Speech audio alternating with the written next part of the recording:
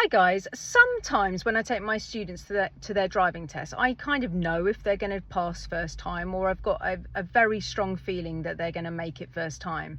And you know, other times I can be a little bit worried about it and whether they're going to hold it together and stuff like that. And I'm just trying to put it into words about how I know if somebody's going to pass first time. And it's actually quite difficult to explain, but when somebody is competent and I am not working very much towards the end of their lessons, I think that's how I know. It's a feeling, it's a gut instinct, it's an inner voice calling to me. But what's happening inside the car is I'm not helping them. So I'm just praising them. I've changed to a praise system. So I'm just like, oh, that was good. Oh, wow, that turn was excellent. Oh, your position there was amazing.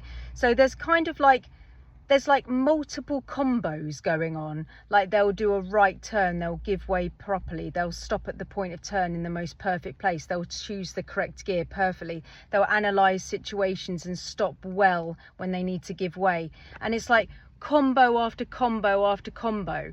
And it reminds me a little bit of like when if you've got children, like when your children are learning how to talk or walk, they do like a step and you're like, was that an accident? And then they do it again and you're like, oh, there's like a combo. And then there's like three and you're like, no, it's definitely like they're walking, like definitely it's not just a thing. And it's the same with like when they're talking as well, they sort of say like one word and you're like, was that an accident? And it's like, no, they've said it again and they're doing it all the time.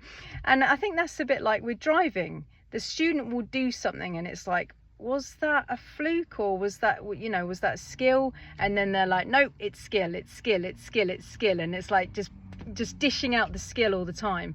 If your driving instructor isn't working very much, and what I mean by that is helping you with which gear you need, with who you're giving way to, when to go at roundabouts. So helping in the sense of actually teaching you how to drive.